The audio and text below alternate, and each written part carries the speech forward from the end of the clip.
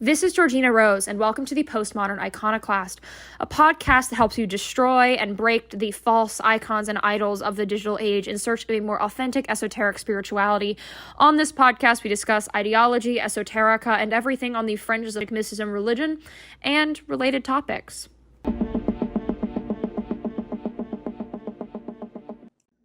Hello, and welcome to the show. This is your host, Georgina Rose. And in this episode, we're going to be talking about the relationship between linguistics, language, religion, and esotericism. In a few episodes with several guests I've conversed with, the topic of language has come up here and there. But I think it's a topic that we haven't explored yet in great depth. So I've invited someone on who's pretty knowledgeable on this subject. Can you introduce yourself, tell us about you, and what you discuss and look at? Yep. So first of all, thank you for having me. So my name is mapriyaḥ, and I am a postdoctoral researcher currently based in Vancouver, Canada. So I'm a statistician by training, and I also work in linguistics, and sometimes try to, conflate the two, work in both at the same time. That's pretty much, I could say. My work is on the sort of like separately on linguistics and statistics, and also sometimes try to see if one can help the other. Yeah, so just as my sort of first question, why does linguistics matter when we're looking at things like religion, history of religion, these subjects? Yeah, that's a really good question. So, as you know, well, of course, linguistics is the study of language, the human language, and there's many different ways in which you can approach this field of study. So, for example, there are people who look at linguistics sort of in a as a biological faculty, right? Like we are a species of animal, and we have the ability to communicate. And how does this communication system of language relate to communication systems in other animals, or just communication in general in life forms, right? So there's that cognitive side to linguistics. There's also a historical side to linguistics, which you can think of in terms of languages moving and spreading and diverging from each other and becoming coming close together. So they kind of track in a way human migration patterns across history and all of that stuff, right? And then, of course, like once you migrate and you're a speaker of a certain language, you live in a certain area, you develop vocabulary for specific to that region, right? For example, the indigenous peoples of the Pacific coast, because they were so dependent on like the riverways and the Pacific Ocean, they had a lot of their languages have many different words for different kinds of canoes, right? That you wouldn't find in the languages of more inland peoples, right? So there's all of that stuff that from various directions that you can study linguistics. Now, where the relationship with religion and folklore comes in, because especially when you look at older stages of languages. So today, of course, we have recording instruments, and we have the written word and so on. And you can just go to a community whose language you're interested in, and you can, with appropriate permissions, you can start recording them, you can start analyzing their language, right?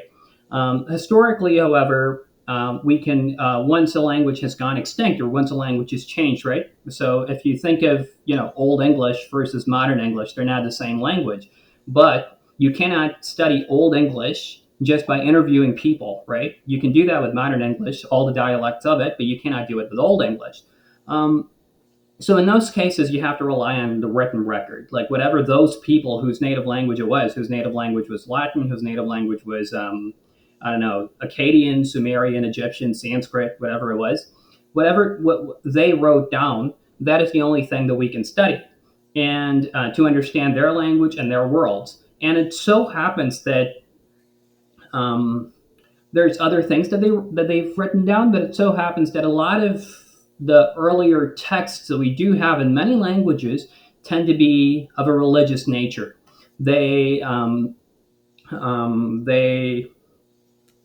well, not just religious, also depending on how you define religion, I suppose, but folklore and all of some of their traditions, that sort of thing, right? So if you um, are interested in religion, first of all, you have to understand these texts. So you need linguistics, and vice versa. If you're interested in the languages, you have to read these texts, and the contents of these texts often turn out to be religious or folkloristic, you could say.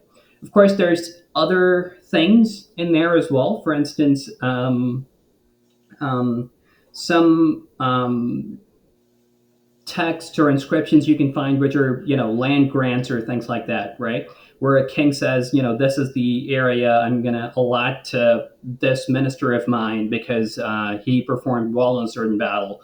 Or things like, here on this day, I conquered, this land to the north of us, right? And they would make an inscription of that stuff.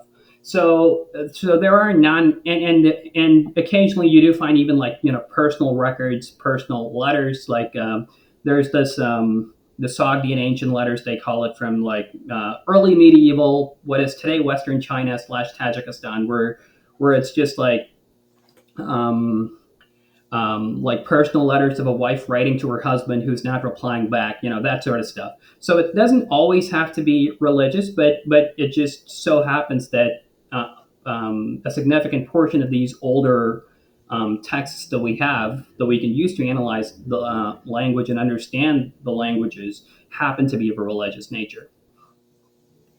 That makes a lot of sense because when I'm looking at, religious stuff that we're finding, specifically in like excavations and whatnot, like every now and again we'll find, new like of those big like rune stones coming out of Europe, and then out of like Arabia we find these like cave type inscriptions where it'll be like an image of like a deity or something, then underneath it it'll be that script, and we don't know how to read those scripts, or we don't know fully how it was spoken or whatever. How do you guys, when you see stuff like that, try to like extrapolate from it? So the point about script is a very good one. So let me just begin this part with a little example. So I'm so the one set of inscriptions that I kind of know a little bit about are the Old Persian inscriptions. That is, the Persian language, of course, is the language that is spoken today in Iran and Afghanistan, right?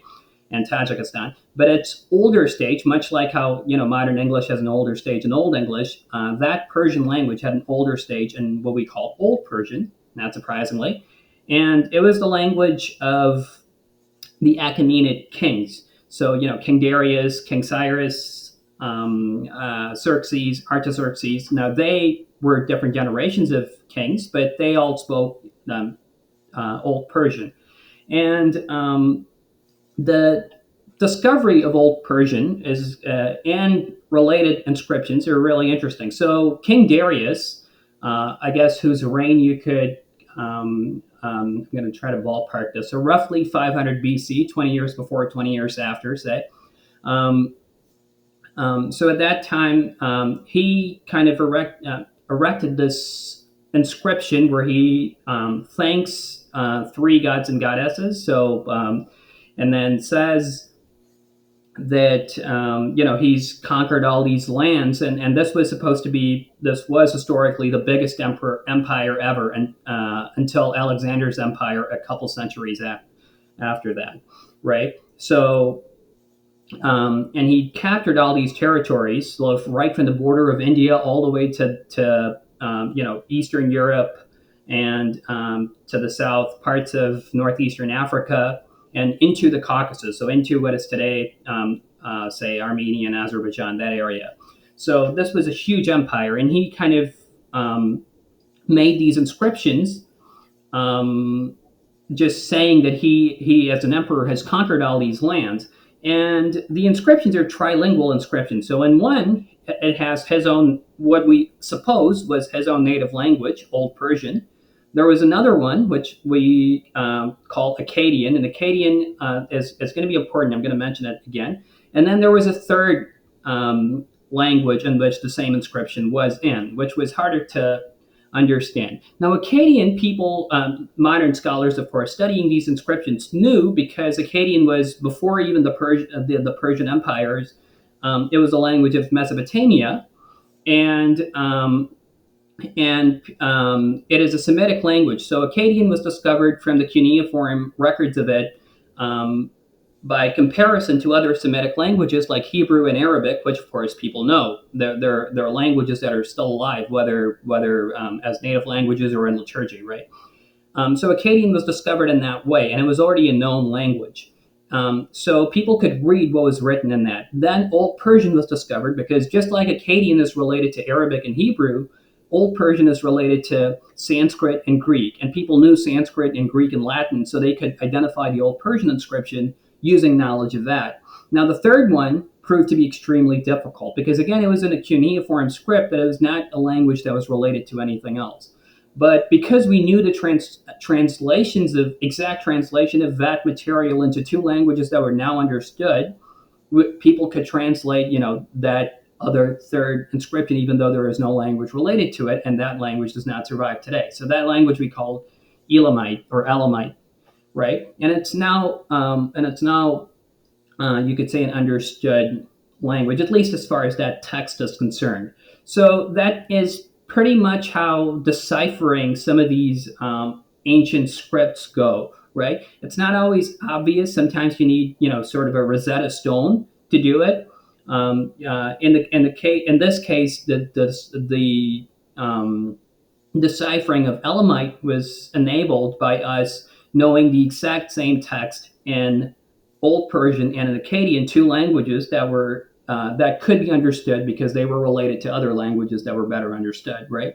And sometimes that doesn't happen, right? So there's another famous. There's lots of famous undeciphered scripts, of course. One is in Greece.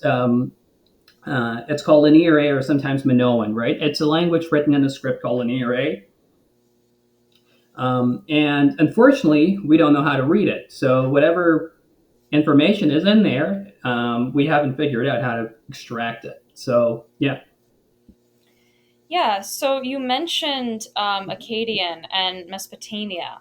I know when we look at a lot of those texts, we have them like figured out. Like we have Descent of Inanna and a lot of these really early texts from that region of the world. Would we, since we know how to read it now, would anyone be able to decipher how you would speak it, or do these dead languages kind of lose a spoken level? Because I've noticed when people go to look at these kind of like dead, non-spoken languages, and they try to reuse them, they they try to figure out like a pronunciation. Is it possible to figure out a pronunciation of these things?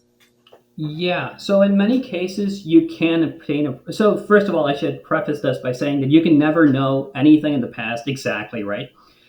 It's impossible to say exactly how an Akkadian person, an Akkadian native speaker, would have pronounced his or her language. What we can say, of course, are we can make educated guesses. Now, one of the ways of making these some of these educated guesses is that we have oftentimes, like say in the case of Akkadian or in the case of Old Persian, we have languages related to these languages that still survive till today, right? That we can actually hear. Say Arabic, Aramaic, Hebrew, Amharic. All of these are Semitic languages related to Akkadian, even though Akkadian itself hasn't been spoken for over 2,000 years or so, right? So in that case, you can try to find, cognates, like say this word in Arabic or this word in Amharic looks very much like this word in Akkadian, and you kind of like, make lists of all such words, and then you see that okay, now we know how this particular word is pronounced in Arabic. Now this word corresponds to it, so we can sort of extrapolate that this is how it would have been It would have been pronounced in Akkadian. So we can say things like that, but of course there are obvious limitations to it because languages change, right?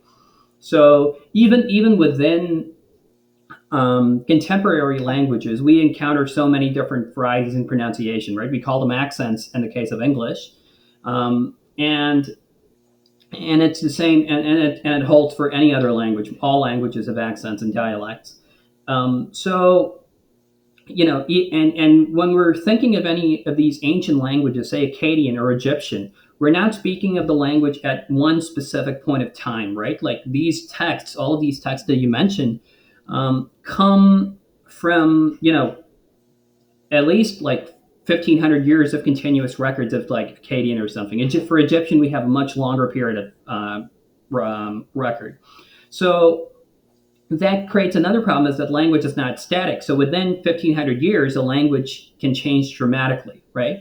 So there, in Akkadian specifically, there's a whole lot of So I'm not a specialist in Semitic languages, but I do, listen to specialists of Semitic languages when they talk, and there's a whole lot of controversy regarding how the symbols that are usually written with various kinds of S's, like S with a dot or S with a little arrow above it, you'll often see these, and there's a lot of uncertainty about how precisely those were pronounced historically. So some people say, this S symbol was probably a ts sound, like at the end of cats, right? Some people say no, it was an S sound, as in s, right? Other people would say like it was a sound.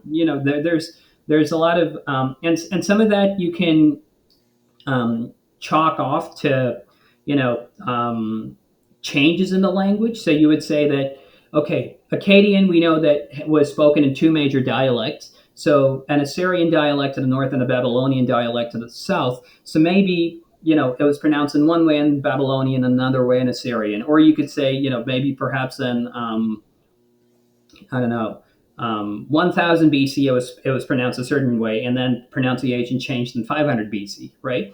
So we can, to sum up, we can say things about the pronunciation of ancient languages in many cases. In some cases, it's harder, like Egyptian, right?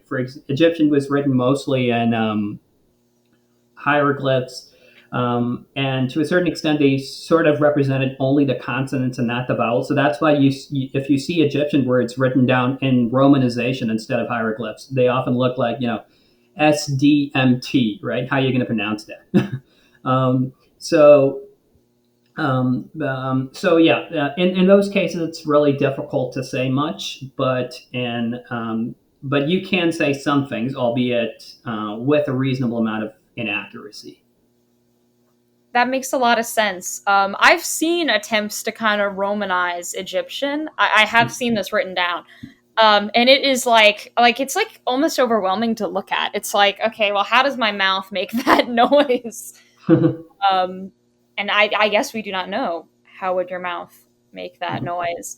Um, so you mentioned the way that language changes throughout time.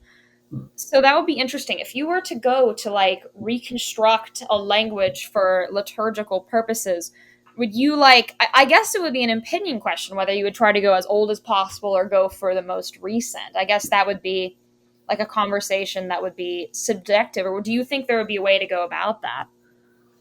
Yeah, so in some cases we have, like, continuous records. Like one of the places that's really famous for this, right, is India with the Vedas. So the pronunciation of the Vedas are dated to like 1500 BC or something, and it's been miraculously preserved, the pronunciation exactly or almost exactly as it would have been pronounced by native speakers in 1500 BC in southern India today. So these people today in southern India who do Vedic recitations, their native languages might be, Tamil or Malayalam, right? Like languages completely unrelated to Vedic Sanskrit. But by culture, this knowledge of exact pronunciation has been passed from teacher to student to teacher to student to teacher to student, all the way for these 3,500 years or so. So in some cases we have that kind of preservation of pronunciation, which is much more rare. However, like I don't know of a case other than Sanskrit where this happens. Or even if I do, it may not be as old as a 3,500-year-old tradition. It might be, somewhat less of less time depth. The other option is that sometimes when a language grows important in culture, different linguistic groups preserve its pronunciations, but in sort of different ways, in different reading traditions. This was the case for example, Hebrew among the different Jewish diaspora populations. So Ashkenazi Jews had a certain way of pronouncing Hebrew. Sephardi Jews had a certain way.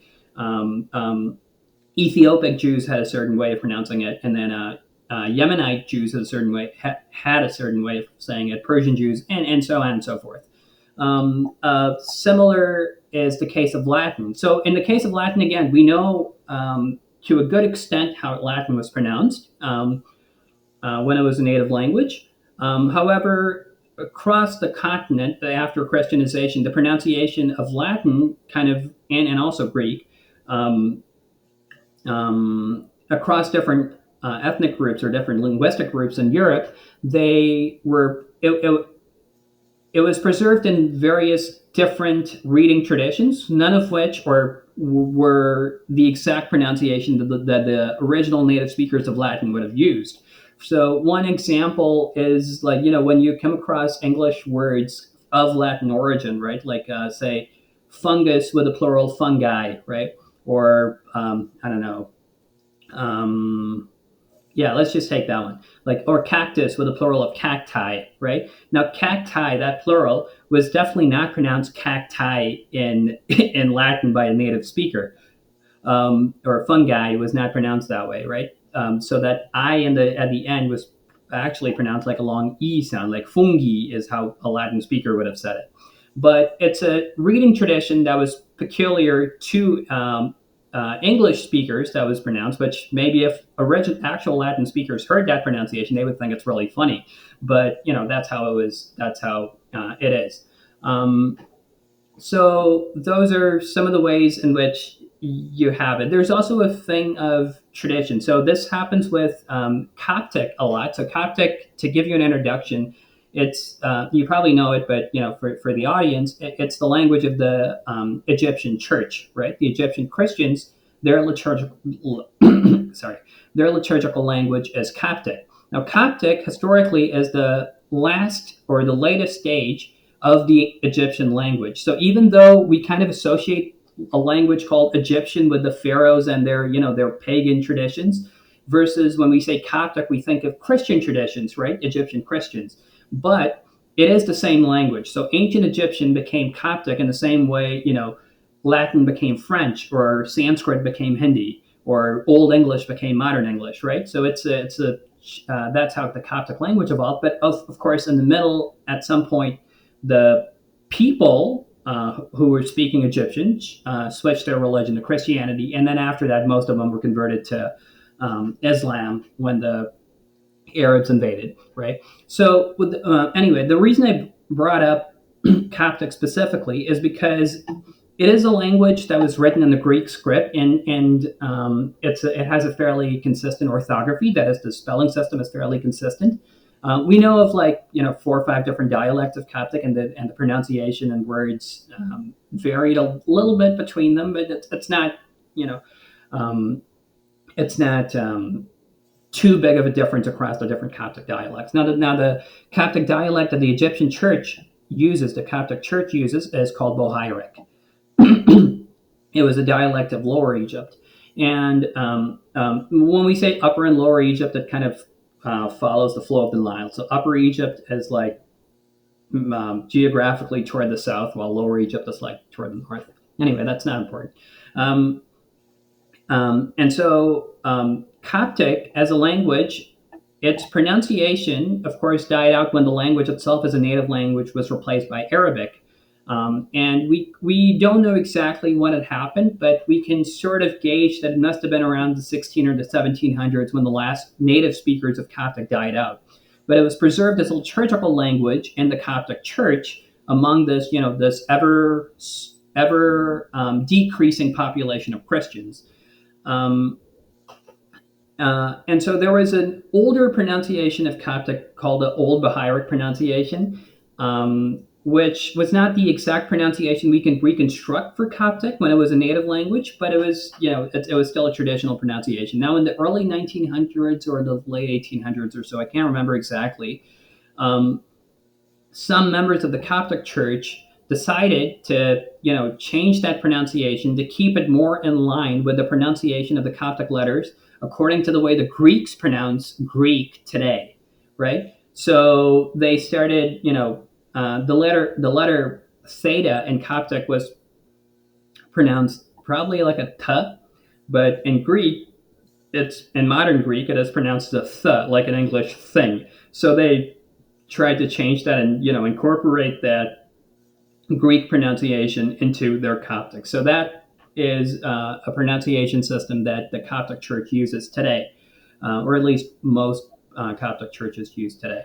And historically, of course, that is not the way a Coptic speaker would have said it. But because they're a persecuted small community in a sea of like the majority Islamic community, so they want to have a cultural relationship with other Mediterranean Christian groups, right, like Assyrians and Greeks. And so it kind of makes sense from their perspective to use a Greek-based pronunciation, even though that is linguistically speaking wrong, right? So there's a lot of factors like traditions, like speaker identity that goes into what sort of pronunciation people use for some of these older, currently extinct languages. And that need not always align with how a linguist would reconstruct the pronunciation of these languages. That's really interesting because I've noticed with some of these languages that become liturgical languages, which are largely sort of the sacred variant of a language. Interestingly, some of these religious groups even have written like whole text about the different meanings of the letters of these languages. I know with Hebrew, there's this old text called the Bahir. It's the oldest Kabbalistic text we have, I believe. I don't know what's before it. It's before like the Zohar and whatnot. And in that text, it's basically the entire thing is just looking at each of the Hebrew letters and explaining like the religious and mystical dimension of them. And Mhm. so what's interesting is I wonder, like with these like languages that are viewed as heavily sacred and that get a very liturgical dimension to them and are obviously preserved by religions, does the liturgical variance end up becoming completely different than like the spoken variance of the language, since presumably if you're doing something ritualistically or in like a church service or like you're going to want to preserve the service as kind of the same thing so that the formulas continue to work the same. So does there become a big gap between these two versions of the same language, that is the spoken and the sacred? Um, yeah. So in a lot of cases, you have to remember that. I'm sorry. You have to remember that the language that people are speaking in their everyday lives is not always the same language that their liturgical languages, right? You mentioned various Jewish groups. Now they each had their reading tradition of Hebrew that they kept alive because Hebrew was a language of religion for them. But in their daily lives, they would have spoken languages like Yiddish and Ladino and Amharic in Ethiopia, various kinds of Jewish Arabic in Iraq and Yemen, different dialects of Persian and Iran or Jahuri in the Caucasus, and so on and so forth, right? Also Hungarian, Russian, many different languages among Ashkenazi Jews, in addition to Yiddish. Um, so in those cases, the liturgical language and the everyday language are two different languages, might even be completely unrelated. Even though you might often borrow words from your liturgical language into your everyday spoken language. So that is kind of what, for example, Yiddish is, right? It is a version of German with a lot of Hebrew borrowings, and then of course it started diverging from German in its own way. So there's, of course, that. Then you get cases where the liturgical language happens to be a frozen form of the everyday common language. That is, it's preserved in a state that's not spoken anymore. So the classic example of this is, of course, Arabic. Now, one of the little jokes that people sometimes make is that they often say that classical Arabic, as in the recitation of the Quran. Now, there's of course much more deep. There's a lot deeper that you can go into it, and as I said, I'm not an expert in Semitic languages or Arabic or Hebrew, but I'll just give you like a little outline. And what people say a lot of the times is that Arabic is a language that has no native speakers, right? And by that, of course, they don't mean Arabic in the wide, the entire umbrella of Arabic. But they mean specifically the classical variety of Arabic that's used for Quranic recitations and so on. Recitations and other things. But a lot of these people ethnic Arabs, they would also speak what they call Arabic, but it would be spoken in a variety of different vernacular dialects of it. Like the Moroccan Arabic is very different in Cairene Egyptian Arabic. It's different than Levantine or Palestinian Arabic. It's different than Iraqi Arabic. It's different than Saudi Arabic, and so on. And none of those is exactly the same as the Arabic of as the Arabic that's used in recitation. And it can so happen that in some cases they become completely unintelligible, right? So there's that possibility that your liturgical language is frozen in some sense, that you only use for liturgical purposes. On the other hand, your everyday language just diverges across this wide continuum, depending on how big of an area it's spoken in. More extreme cases of this are, of course, say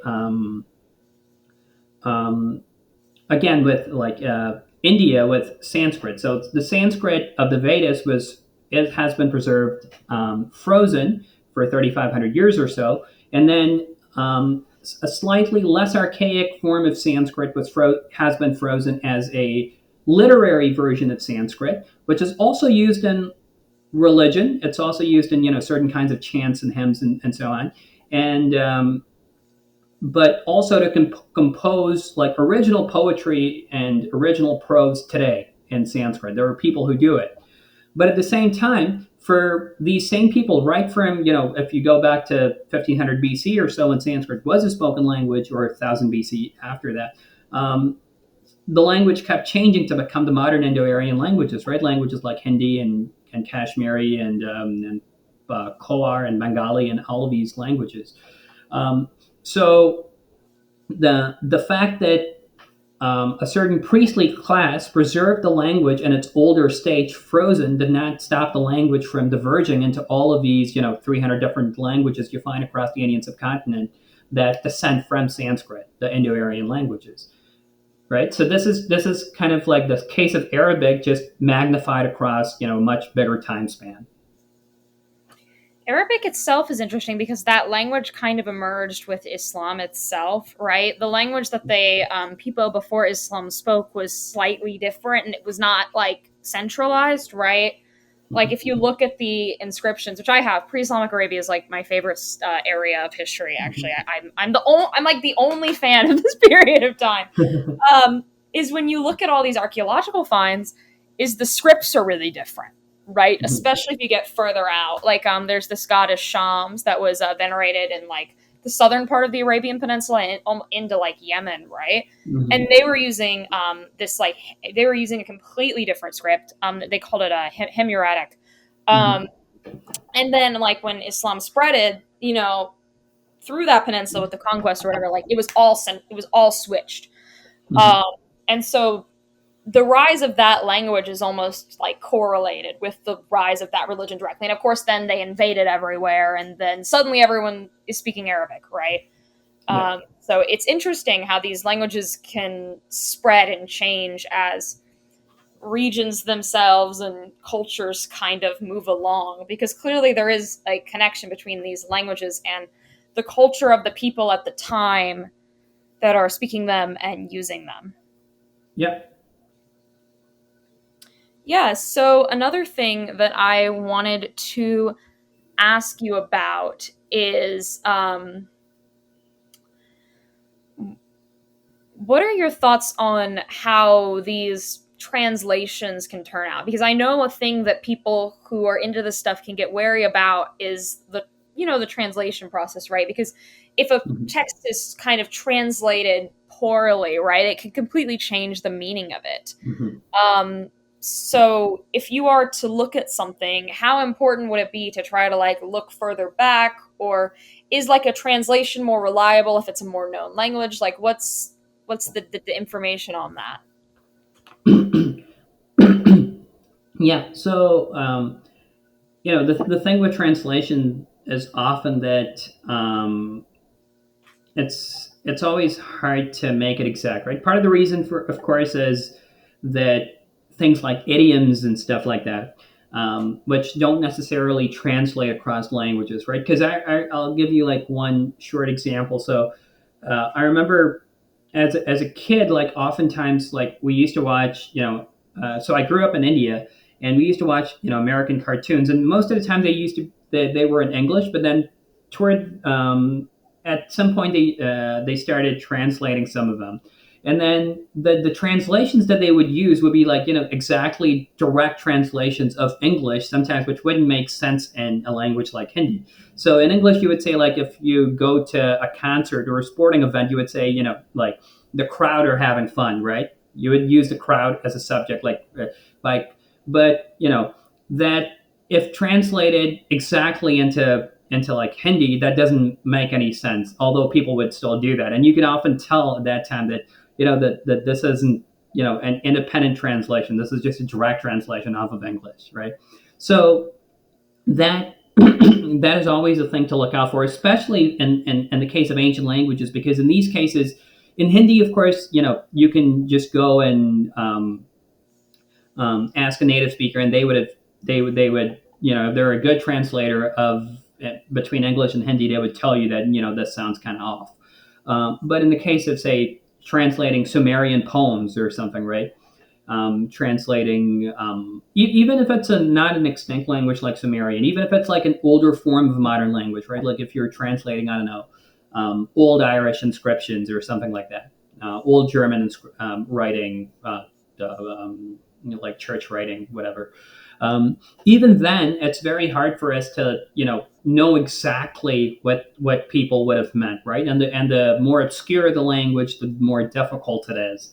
So there's always things like that, like distinguishing between subtle shades of tense or aspect or mode. Like I was just a few days ago, I was talking with a friend of mine who like works on Sanskrit texts, and then he was saying something similar, that there's like in Vedic Sanskrit, there's like a bunch of different ways of expressing the past tense, and like it's always very hard to express that in English, right? With translations, so you don't often get the exact tense or the exact semantic parallels in another language that you're translating into.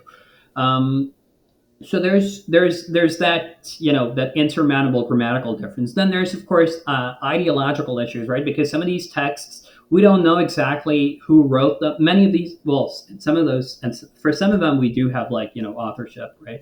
But in most cases we don't, especially the more ancient you go, and and that allows you to whatever extent, some people do it more, some people do it less, to inject like various modernist ideologies into these ancient texts, right? So I'm not going to, that itself is a whole controversial field, but I'm not going to go into that. But um, so there's always that kind of like, how faithful can you stay to a material? That's why it's always so important to, you know, uh, if you're doing research in some of these fields or so on, to translations, good as they are, sometimes it makes sense to at least learn at least one of these older languages, and see like what sort of translation you can provide. Of course, you can't do it for all of them, right? Because it takes a lifetime to learn a single language. So maybe like if you're particularly interested in, say, Mesopotamian myths, so like go learn Akkadian and see like, there are great translations, but again, like, how would you, after you've started learning a language, would you translate it in exactly the same way, right? But of course, you can do it maybe for Akkadian, but then you cannot do it for Old Irish, and you cannot do it for Old Chinese, right? So you cannot learn every single language out there. So at some point, you have to rely on translations, for good or bad. Yeah, I think that it's definitely tempting to be like, oh, like I got this book, I'm gonna just learn this language and read it. And I think Mhm. sometimes that is the way to go. Sometimes it might not be the way to go. Yeah. Um, so I wanted to ask you. So language itself obviously developed over time. Is there ever an issue where like there's certain like periods where the language gets really weird, or that the language like kind of deviates too much that you should skip? Are there any like, I guess the more concise way to ask what I'm asking. Are there any like red flags to look for when you're looking at documents or translations that something might be off?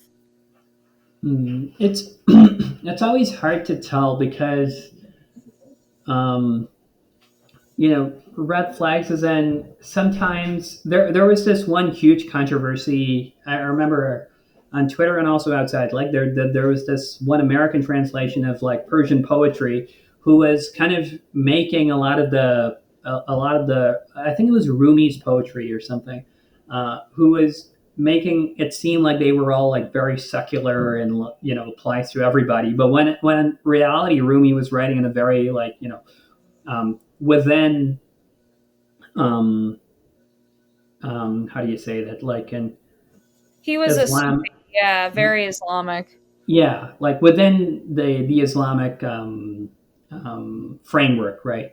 So there's and those kinds of fraud, if you will, can only be caught by experts in some of these fields. Because as someone who doesn't know much about Islam, right, or doesn't know much about Persian literature either, if I saw those translations, I would just take them for their word. I would know how to critique them. So it takes an expert in some of these in these fields to be able to critique them. So there's no way you can actually tell other than unless someone does like something really obvious, you can tell like, oh, this is a completely 21st century concept. Like, how are you injecting that into a 5th century poem, right? So, other than that, I don't think like there's anything a single reader can do. You just have to hope for the best. What are some big misconceptions that people have about language and linguistics when they're looking at these older texts that can sort of guide them in the wrong direction? Yeah, one is of course like we sort of briefly touched on this is that language is not static, right? Language changes, and it's hard to believe because we only see at most 3 4 generations. Like some of us have met our great grandparents. I have not, but but mostly it's like we meet our grandparents, right? That's it. And then as you grow older, you might meet your grandchildren, perhaps your great grandchildren. So all total, that's a span of like 6 generations or so. That's not much, like 100 years. Um, but but when language changes, it's over a much longer periods. Like even within these like 6 generations or whatever, language does change, but it's such small amounts that you don't necessarily think about it.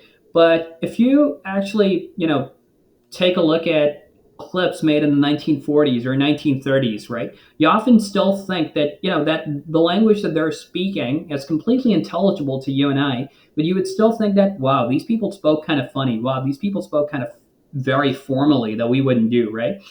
So that's how we interpret it, but that's actually language change and progression. They like certain words that your grandmother, that my grandmother would have used. Maybe I don't use it now. I may know the word because I've heard my grandmother use it, but it's just not part of my own vocabulary. And that's not a word that I will be passing along to my children and grandchildren, right? So that's how some words go extinct, and also like subtle pronunciation changes keep popping, and over time they progress so much that a language becomes after quite a few generations that becomes completely unintelligible. Um, which is the case if you compare, for instance,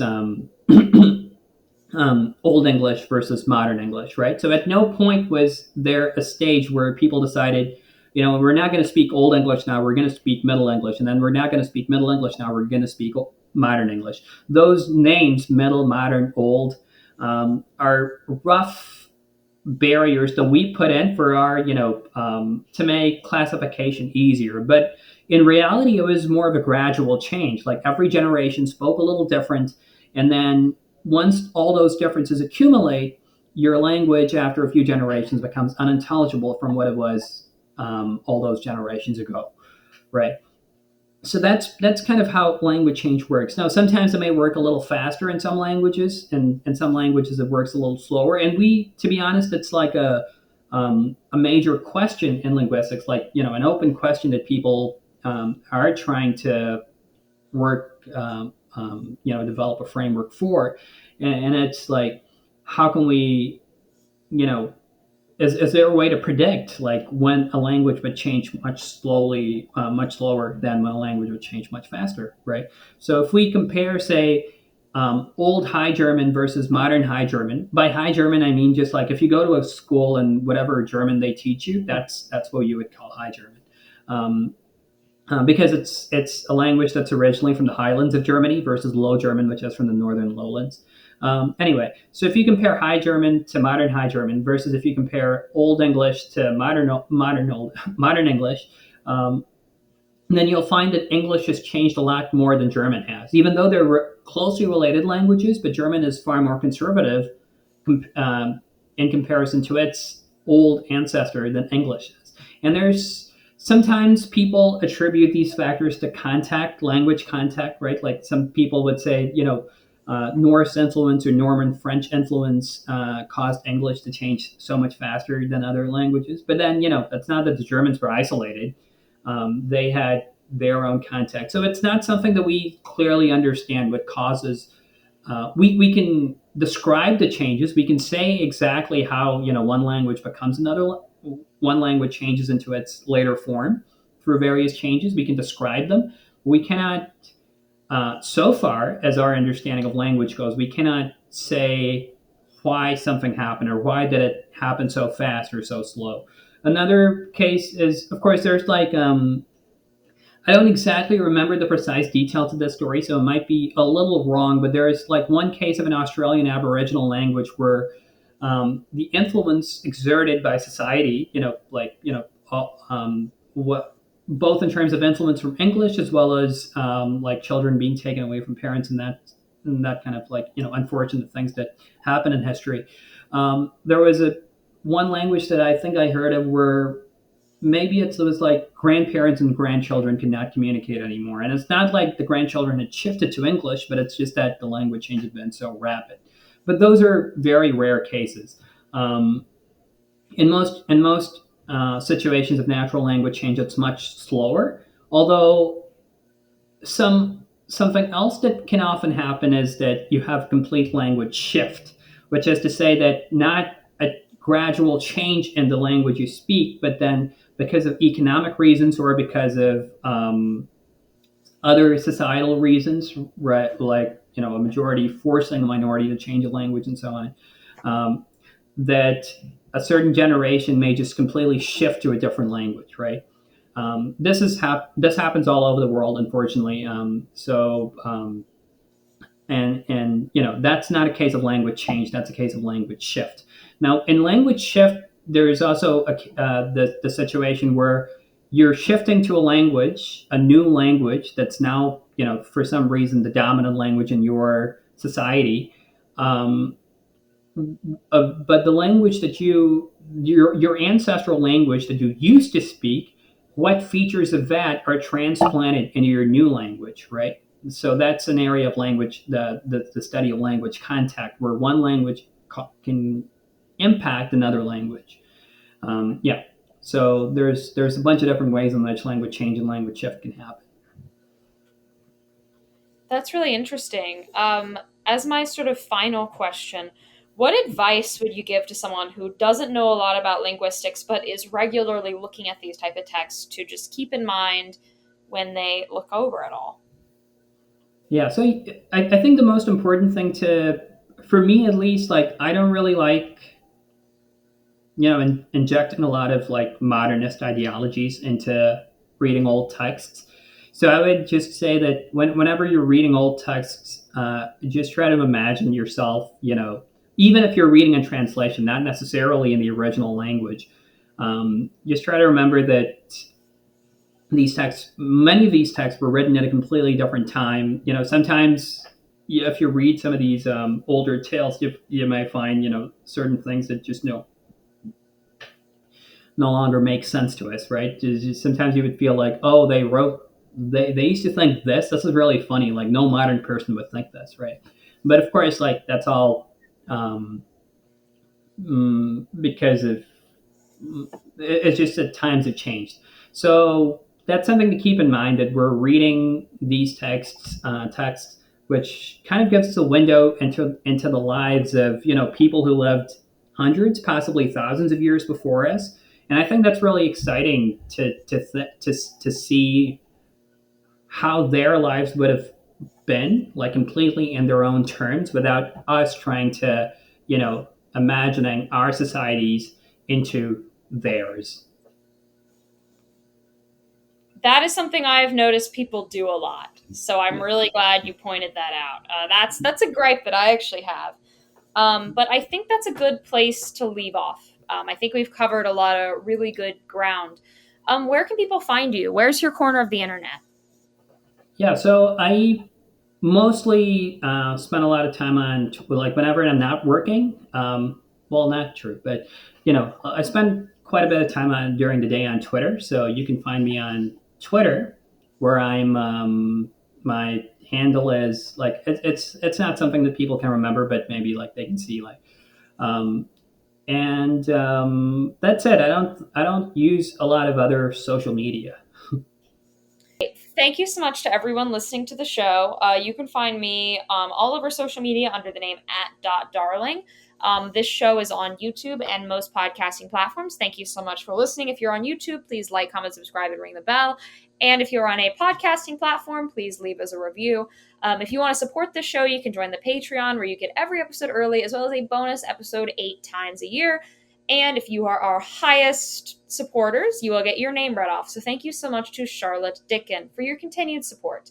I will see you all in the next one. Have a great night, day, mid morning, mid afternoon, whatever time it is, wherever you are.